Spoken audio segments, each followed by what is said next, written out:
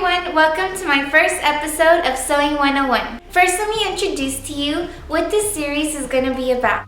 I'll be posting some videos on sewing techniques for beginners. For example, you will be learning different kinds of seams that are on different types of clothing. This includes cord seams, welt seams, French seams, all kinds of seams. You will be learning that. And this is all beginner friendly. If you're a beginner and you've never touched a sewing machine and you really want to know how to sew, I think this series will help you out a lot. The first thing you need to do is learn how to work a sewing machine. A couple months back, I made a video on how to use one and how to thread it, how to work it, and everything like that. And I have the link on the description box or an annotation right here. Here I have a sewing notebook that I had to do for school. And it's just basic sewing things you need to practice before you start making clothes. The second thing we had to do was practice straight lines. Every half inch, we had to sew a line and make sure they're even. The third thing we had to do is practice our 1/4 inch seams. The fourth thing we had to do, clean finish hem. These are things you see on pants and skirts. Another one is a welt seam, and it looks like that. We also did an open welt seam. So those are just a couple examples of what I'll be showing you in this Sewing 101 series. The first thing I want to show you is how fabric is made. This is very important so you know which way to place patterns on the fabric. The sides of the finished fabric is called a selvage. These are both the finished edges of the fabric. When all the threads are weaved together, this long thread is called the warp grain. The warp grain is straight and it's more expensive and durable. The other threads that are weaved under the warp grains, those are called the weft cross grain. This is less expensive and it's not as strong as the warp grain. When you pull a thread diagonally, that is called the bias. The fabric you need to get to do these projects is called muslin. Muslin is very inexpensive. It's no more than $4 a yard. The good thing about muslin is that it's easy to work with. I'll be showing you how to cut the muslin for your projects. For the first two projects you'll be doing in this video is learning how to practice straight stitches. You will need 2 7x7 squares and mark it. Measure it from the end of the selvage because you'll be cutting out the selvage off. Now you're going to snip off where you marked 7 inches, taking off the selvage. When you cut your fabric, it's best to rip it, only if it's inexpensive, because it's gonna go straight through the grain and make a straight cut.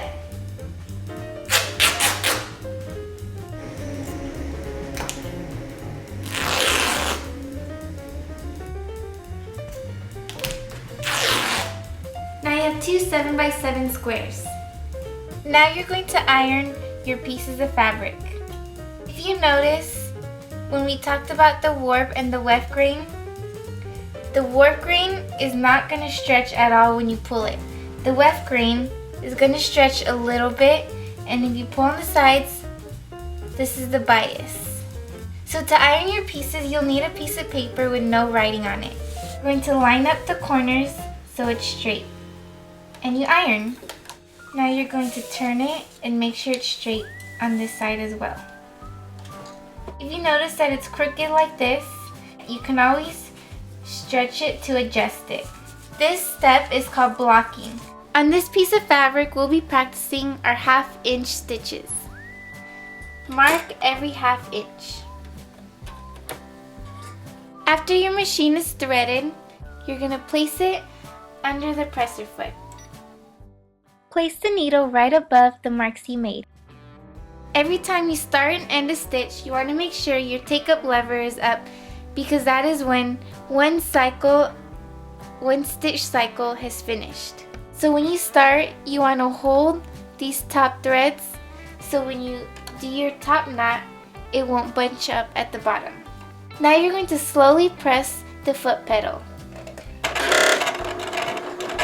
After you've done 3 stitches, you want to reverse 3 stitches again. Now go forward. When sewing straight lines, you don't want to look at the needle, you want to look at the space you have on the side and follow that space. So if you see that it's about 1/4 inch, you study that measurement and keep following it. If you focus on the needle, your line might go crooked.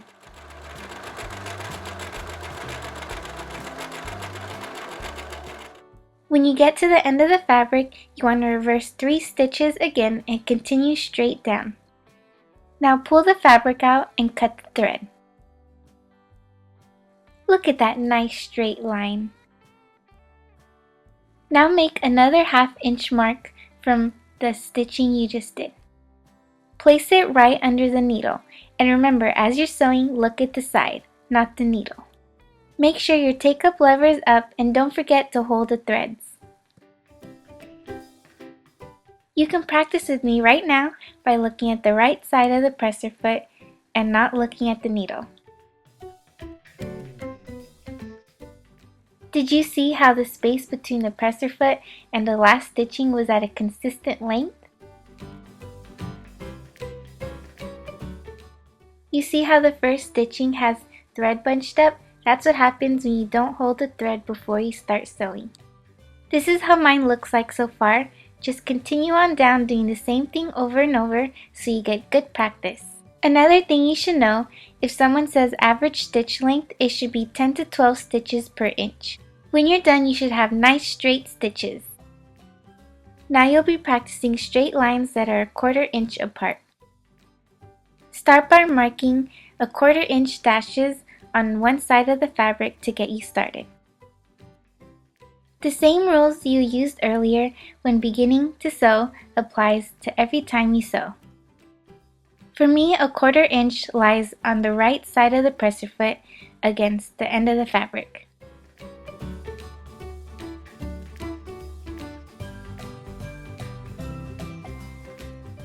Wherever your needle goes down, make sure when you end at that spot that it's 1/4 inch away from the end of the fabric. To turn and go to a 90-degree angle, make sure the needle is down. If you feel like it needs one more stitch to be 1/4 away from the fabric, then turn it again and do that one more stitch.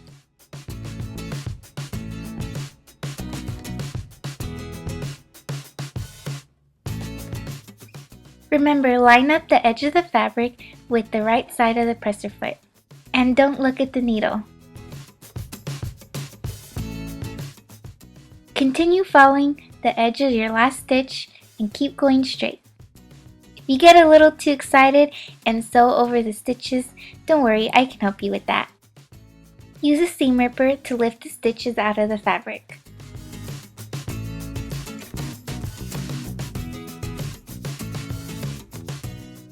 Trim the thread so it doesn't get in your way. Place the needle 3 stitches away from the end. Hold the thread and make your 3-stitch knot. Here I lowered the light exposure so you can see the stitches in detail. Repeat your stitches and your turns till you reach the middle of the fabric. This is what it should look like when you're finished. Thank you so much for watching, and thumbs up this video if you thought it was helpful, and subscribe to see more videos like this.